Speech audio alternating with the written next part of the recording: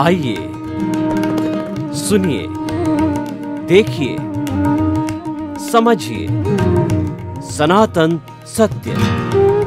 जैसी दृष्टि वैसी सृष्टि, दृष्टि विज्ञान। कुदरत, कुदरती रचना एवं कुदरत के कानून से शाश्वत सुख की प्राप्ति। जोधपुर के परम पूज्य महात्मा उपासक प्रोफेसर डॉक्टर सोहन राज तातेड़ के निर्देशन में सनातन सत्य। जैसी दृष्टि वैसी सृष्टि, दृष्टि विज्ञान।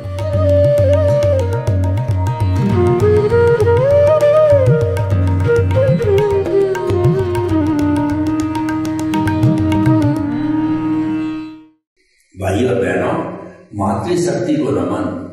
आज का हमारा अति उत्तम विषय मुक्ति का द्वार योग। मुक्ति का अर्थ होता है अज्ञान की समाप्ति होना, अज्ञान का शून्य होना, वह मुक्ति है। हमारी जो चेतना है उसके साथ में अज्ञान जुड़ा हुआ है और उस अज्ञान को हमने स्वयं ने सर्जित किया है। वह अज्ञान है, हमारी गलत प्ररूपना है, हमारी गलत सोच के कारण, नेगेटिव थिंकिंग के कारण वह अज्ञान खड़ा हुआ। अगर हम उस अज्ञान को विज्ञान के द्वारा समाप्त कर देते हैं तो हम मुक्ति को चले जाते हैं।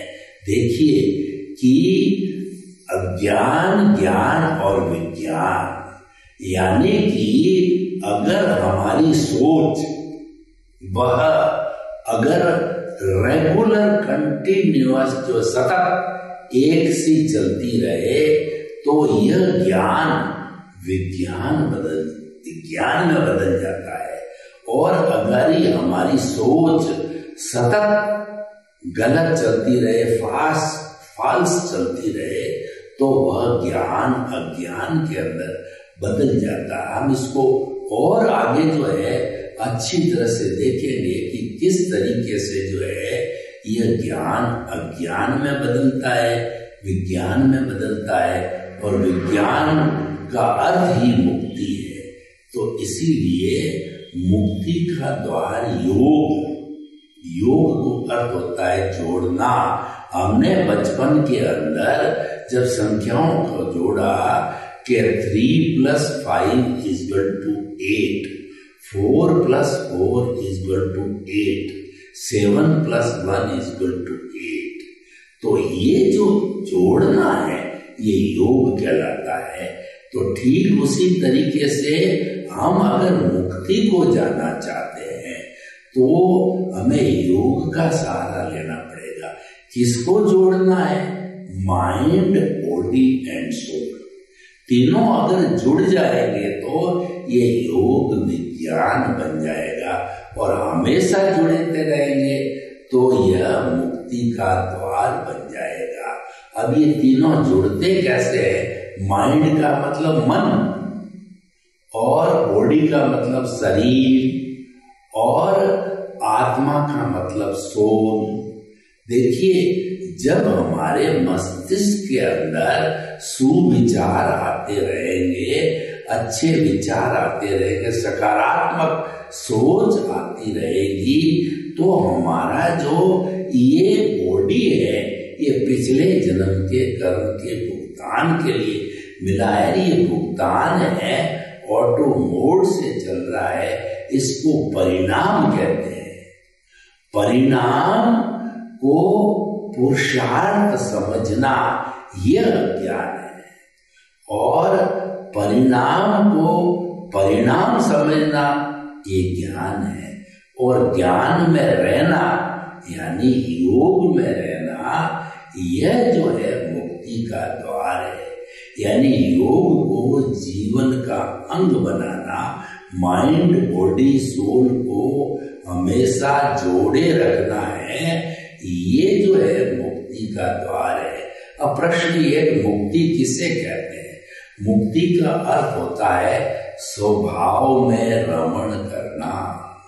हमारा स्वभाव का मतलब खुद के भावों में रहना। हमारा चेतना का स्वभाव है वो आनंद है, यानी हर क्षण आनंद के अंदर रहना है, यह मुक्ति है। परंतु हर क्षण हमको आनंद में, जब तक ये आत्मा इस शरीर में है, वो आनंद में अज्ञान रहने नहीं देता। मुख्य बात यह है, ये शरीर है, बेचारा स्वस्थ रहना चाहता है, पर बीमारी इसको स्वस्थ रहने नहीं देती। तो ये बीमारी है, वो अज्ञान है। बीमारी को हटा दो तो ये स्वस्थ रहेगा, अज्ञान को हटा दो तो मुक्ति अपने आप मिल जाएगी। तो इसीलिए जो है ये हमारा योग है, वो मुक्ति का द्वार है, बिल्कुल सही है। अब हम देखते हैं कि योग की परिभाषा करते हैं। योग की परिभाषा ये है, चित्तवृत्ति निरोधो योगा। चित्तवृत्ति, चित्त है वो विजुअलाइज करता है, वो वृत्ति जो है आती रहती है उसके अंदर। चित्त है हमारी चेतना की शक्ति है। चेतना है पावर हाउस है, और पावर हाउस से कई दिशाओं के अंदर, कई कॉलोनियों के अंदर जो है वह जो है लाइट जाती है तारों के माध्यम से, पोल्स के माध्यम से जो लाइट जाती है। तो इसीलिए हमारे इस पावर हाउस को, चेतना को अनंत चित्तों वाला कहा जाता है। अनंत चित्तों वाला क्यों है कि अलग अलग दिशाओं के अंदर डिस्ट्रीब्यूट होती है पावर। तो उसी तरीके से ये हमारा चित्त है वो अलग अलग हो जाता है। जो चित्त हमारे इस स्थूल बॉडी पर काम करता है, वह चित्त जो है हमारे सारे जो है मन वचन काया की प्रवृत्तियों का संचालक बन जाता है। वह चित्त, क्योंकि इनके संचालन में चेतना चाहिए, और वो पावर हाउस से चेतना जो है चित्त को मिलती, इसलिए विक्षिप्त होता है। वो चेतना होती है, क्योंकि विक्षिप्त होता है वो चित्त होता है, मन नहीं होता है। लेकिन बेचारा मन, क्योंकि हमारे वो संपर्क में, जैसे पोस्टमैन आता है तो पोस्टमैन हमारे को पोस्ट डिलीवर करता है, तो कई बार पोस्ट जो है हमारे 50,000 रुपए मांगने का नोटिस ले आता है। तो वो बेचारे उस डाकिए की क्या गलती, कई बार डाकिया 50,000 रुपए का चेक ले आता है। जब चेक लेके आता है तब हम प्रसन्न होते हैं, और जब वो नोटिस लेके आता है 50,000 रुपए भरने का, तो हम उस पर बरस पड़ते हैं, उसको गालियां देते हैं। उसका क्या दोष है? तो बेचारा मन है वो हमारे इस शरीर के साथ जुड़ा हुआ रहता है, लेकिन वह विक्षिप्त नहीं होता है, चित्त विक्षिप्त होता है। चित्त विक्षिप्त क्यों होता है कि हमारी आत्मा के साथ के अंदर अज्ञान जुड़ा हुआ है, जिसको कार्बन शरीर कहते हैं। और इस कार्बन शरीर से प्रतिक्षण उदय और प्रारब्ध के अधीन जो है कर्म छूटते रहते हैं, उदय आता रहता है। और वह जो उदय है, जब आत्मा और कर्म जो है ये दोनों आपस में मिले हुए हैं, तो इसके अंदर युद्ध चलता रहता है। जब हमारी आत्मा विजयी होती है और कर्म शरीर को हरा देती है, तो उसके जो कहना चाहिए कि कर्म जो बाहर आते हैं, अध्यवसाय बनते हैं, वो शुभ होते हैं। और जब शरीर जीत जाता है, वो तो पूरा अशुभ है। कार्बन शरीर वो जो है वो हमारे 8 कर्मों का पुलिंदा है।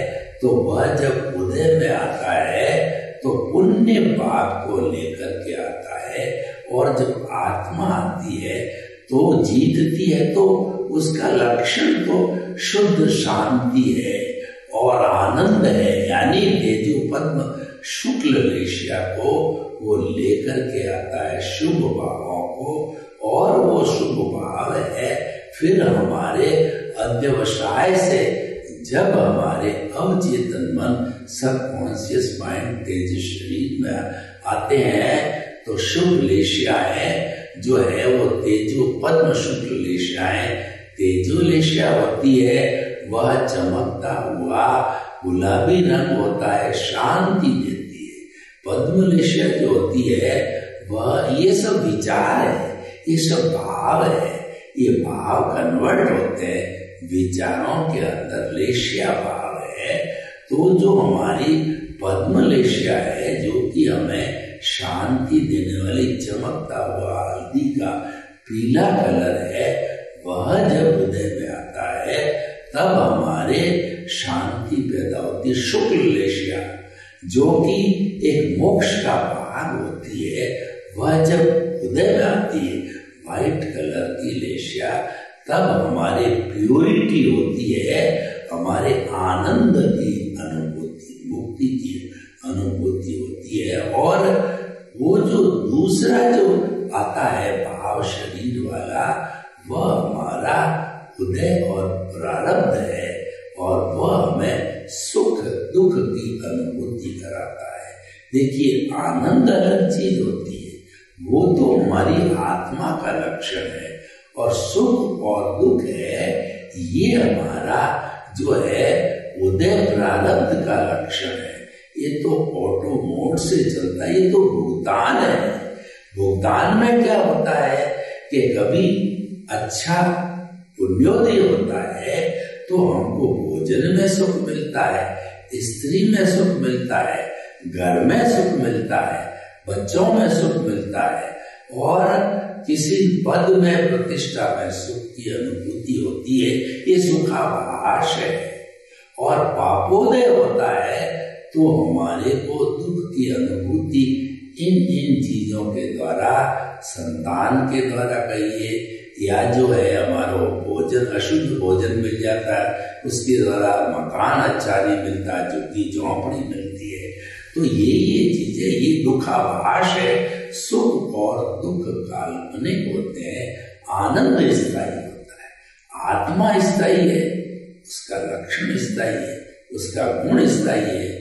गुण है वो गुणी से कभी अलग नहीं होता है। और ये जो सुखाभास ये तो टेम्परेरी है, ये अवस्था से जुड़ा हुआ है, ये आने वाला है, जाने वाला है।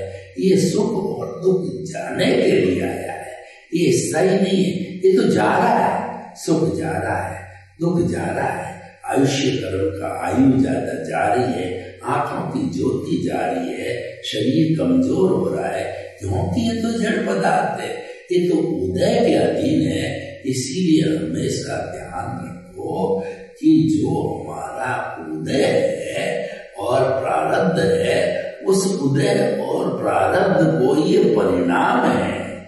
परिणाम को जो है पुरुषार्थ समझना अज्ञान है, और परिणाम को परिणाम समझना जो है ये ज्ञान है। और जैसा मैंने अभी बताया, सतत ज्ञान में रहना, ज्ञान की साधना करना, ज्ञान को भूलना नहीं। केंद्र के अंदर जो ज्ञान का स्रोत है, यानी हमारा आज्ञा चक्र कहिए, दर्शन केंद्र कहिए, आत्मा को भीतर जाने का बिंदु कहिए, या पिनियन ग्रंथि का चैतन्य केंद्र कहिए, वहां पर अगर हमारे आनंद के स्रोत को बिठा देते हैं, प्राण प्रतिष्ठा कर देते हैं, तो उसके साथ के अंदर उसके गुण सम्यक ज्ञान, सम्यक दर्शन हर क्षण हाजिर रहेंगे। और हाजिर रहेंगे तो वैसा काम कराएंगे और वैसा उनका डेवलपमेंट होता रहेगा। तो इसीलिए देखिए हम इसको योग से जोड़ा। योग के अंदर हमने क्या बोला? मन, शरीर और आत्मा। वही बात हम कर रहे हैं कि मन के अंदर सकारात्मक विचार रखने चाहिए, या सकारात्मक विचार उदय प्रारब्ध के अनुसार आ जाते हैं, नकारात्मक विचार आ जाते हैं, तो जो है वो हमारे हाथ में नहीं है। तो उसको मन में जो सकारात्मक नकारात्मक आ रहे हैं, हमारे साथ में सुख दुख घटित हो रहा है, जो हमारा उदय प्रारब्ध है उसको कुदरती रचना मानना, ये तो ऑटो मोड से चलता है, मेरे हाथ में ये नहीं है, ये तो नियति के हाथ में है, ये तो कुदरत के हाथ में। यानी कुदरती संयोग जुटाती है और कुदरत भी बेचारी हुआ सो न्याय करती है, कुदरत अपनी तरफ से पक्षपात नहीं करती है। ये हमारा उपादान है जो हमने पिछले जन्म के अंदर इकट्ठा किया गया, वही हमारा कर्जा है और वही उदय प्रारब्ध होता है, परिणाम होता है, और वो मनोवचन काया से होता है।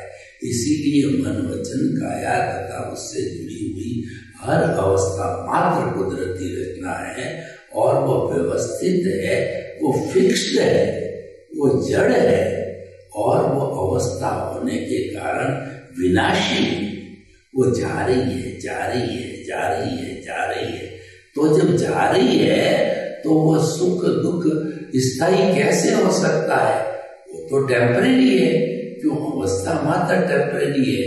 तो इसी कारण इसको सुखाभास कहा गया। तो ये सारा मन से हो रहा है और इसको करने वाला शरीर है।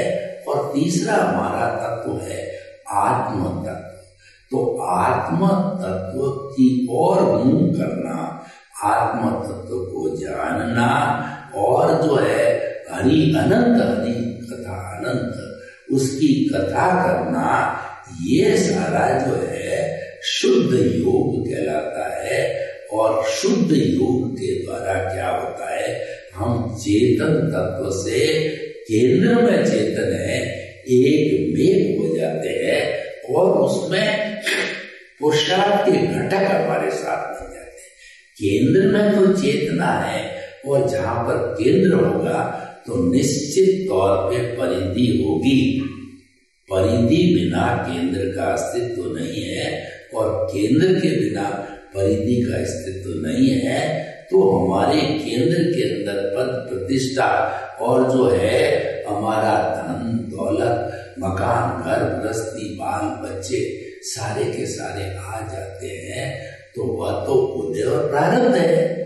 जो हमारी कहना चाहिए परिधि है, वह तो उदय और प्रारब्ध है, वो मैकेनिकल मोड से चलता है। तो उस मैकेनिकल मोड से चलने को उसी रूप में मानना, कुदरती रचना मानने के लिए जो है हमें हमारे पुरुषार्थ के सहयोगी जो है वो है निमित्त निर्दोष अकर्ता और शुद्धात्मा। देखिए कि जो अज्ञान है वह है मिथ्या ज्ञान, मिथ्या दर्शन और मोहनीय कर्म। सबसे पहले मोहनीय कर्म जो है वो राजा है, मोहनीय कर्म सेनापति है। सबसे पहले इसको जीतना होता है, क्योंकि कर्मों का बंधन कराने वाला यही है मोह। जो हमारे क्रोध, अहंकार, माया, लोभ है, वो मोहनीय कर्म का संसार है। तो सबसे पहले हमें इस पर अंकुश लगाना है। तो अंकुश लगाने के लिए जो है हमें जो सहारा लेना पड़ता है वो नो ऑनरशिप नो डूअरशिप। इसका मतलब हम तो जो है हमारा जितना भी ये उदय प्रारब्ध चल रहा है उसकी मालिक तो कुदरत है। तो हम तो ये मानना कि अब कुदरत के सफरर हैं, कुदरत के गेस्ट हैं और जो है कुदरत के जो है यूजर हैं, हम मालिक नहीं है। नो ऑनरशिप कर दिया और संचालन करने वाली कुदरत है, व्यवस्थित शक्ति, साइंटिफिक सर्कमस्टेंशियल एविडेंसेस है। कुदरत तो एज ए होल पूरे ब्रह्मांड का जो संचालन करती है और कुदरत जो है जड़ चेतन गतिशायक स्थिति सहायक, समय और आकाश, इन 6 तत्वों से बनी हुई है कुदरत। और भूत भविष्य वर्तमान में ये 6 तत्व हमेशा मौजूद होते हैं। जहां 6 तत्व होते हैं वहीं ब्रह्मांड है, वहीं विश्व है, और जो है वहीं पर जीवन है, वहीं पर प्राणी जीवित रह सकते हैं और अपने कर्मों का जो है वो भुगतान करते हैं। इसके बाहर चंद्रमा है या जो हमारा मंगल ग्रह जा कहते हैं कि जीवन की संभावना है, अभी प्रूव नहीं हुआ है। और संभावना के बाद अगर प्रूव भी हो जाता है तो जहां कहीं भी जीवन होगा वहां पे ये 6 तत्व कुदरत का होना जरूरी है। तो इसके लिए इस जो ये 6 तत्व है और इसकी जो हर वक्त अवस्था बदलती है, तो उस अवस्था को कुदरती रचना कहते हैं। क्योंकि अवस्था तो कंडीशन होती, वो तो बदलेगी ही। जड़ पदार्थ की जो है उसका मूल लक्षण ही बदलना है, वो तो बदलती रहेगी। तो इसीलिए उसको कुदरती रचना कहते हैं। और ये कुदरती रचना कोई कानून के तहत बदलती है, ऐसा नहीं अपनी मर्जी से बदल जावे।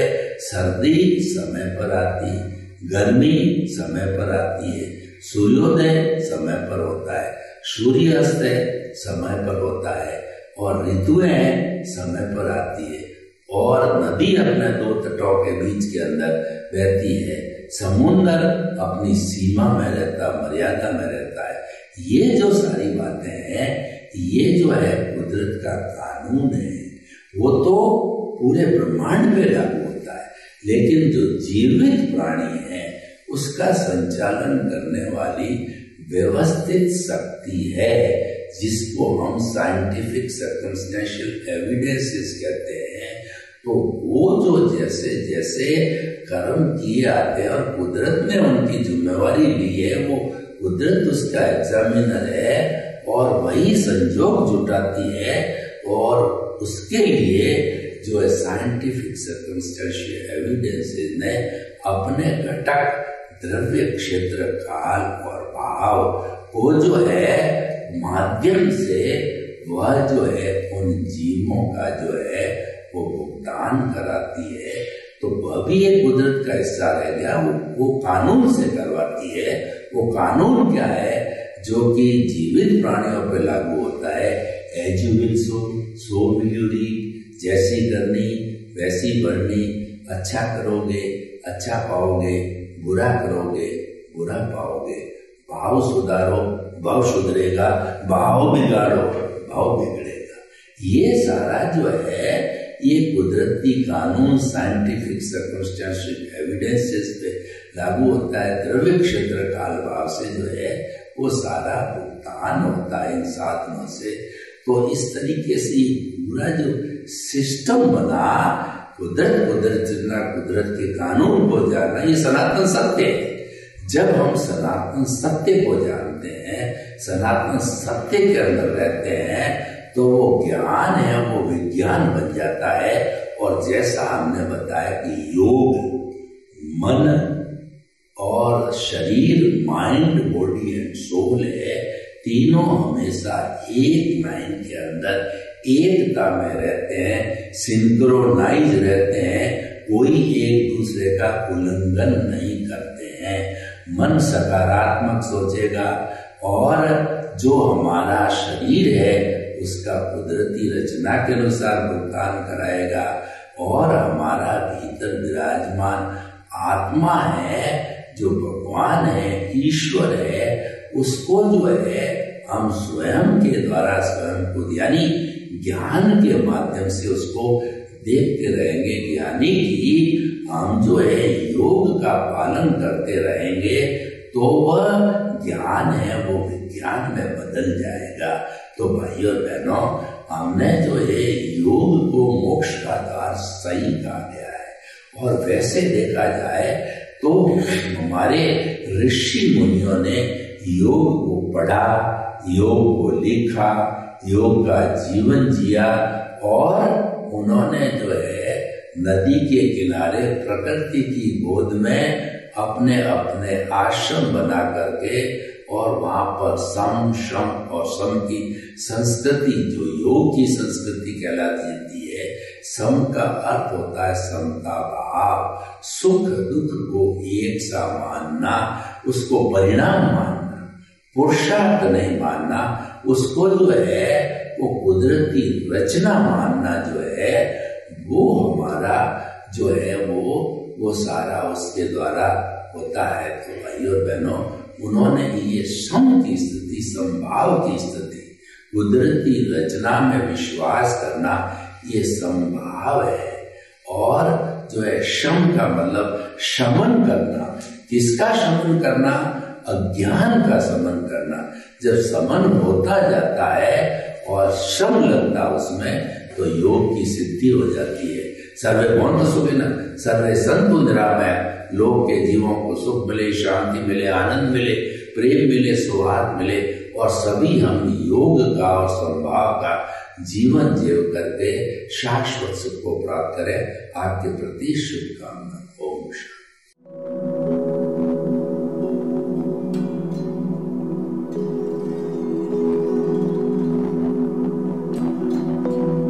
एक ऐसा अंतर्राष्ट्रीय ख्याति प्राप्त मानव जो गुरु प्रेरणा से पिछले 20 वर्षों से वानप्रस्थ जीवन जीते हुए 24 घंटे मानवता की सेवा में संलग्न है। एक ऐसा मानव जो अभी राष्ट्रीय, अंतर्राष्ट्रीय टीवी चैनलों पर 7,500 एपिसोड के माध्यम से सनातन सत्य, आत्मविज्ञान एवं पुनरुत्थान, व्यवहार एवं निश्चय जगत के जीवनोपयोगी विषयों पर हृदय स्पर्शी प्रवचन कर चुका है। उस मानव का नाम है महात्मा उपासक प्रोफेसर डॉक्टर सोहन राज तातेड़। प्रोफेसर तातेड़ द्वारा योग, दर्शन, शिक्षा विषयों पर रचित पीएचडी स्तर के 250 शोध ग्रंथ भारत के 100 प्रतिष्ठित विश्वविद्यालयों में शोधार्थी पढ़ रहे हैं तथा वे सभी शोध ग्रंथ वहां की सेंट्रल लाइब्रेरियों में उपलब्ध हैं। महात्मा सोहन राज ने अभी तक हजारों स्कूलों, कॉलेजों, विश्वविद्यालयों एवं संस्थाओं में सेमिनार, वर्कशॉप, कैंप लगाकर लाखों विद्यार्थियों को योग, दर्शन, शिक्षा का प्रशिक्षण देकर उन्हें सुसंस्कारित किया। डॉक्टर तातेड़ ने भारतीय संस्कृति उत्थान के 4000 से अधिक समसामयिक विषयों पर आर्टिकल लिखकर ऑनलाइन जर्नल, पत्रिकाओं, वेबसाइट्स पर प्रकाशित किया, जिसका उपयोग लाखों पाठक कर रहे हैं। उपासक तातेड़ के 5000 से अधिक आज का सुविचार, आज का शुभ संदेश, आज का मंगल भावना योग आदि चिंतन websites, Twitter, blogger, Facebook, YouTube माध्यमों से लाखों लोग अपना जीवन निर्माण कर रहे हैं। मानवता के मसीहा ऐसे महामानव महात्मा सोहन राज तातेड़ के प्रोफाइल को अभी तक विश्व के 20 लाख दर्शक यूट्यूब पर, 12 लाख गूगल पर एवं लाखों दर्शक फेसबुक, ब्लॉगर, ट्विटर और इंस्टाग्राम पर देख चुके हैं।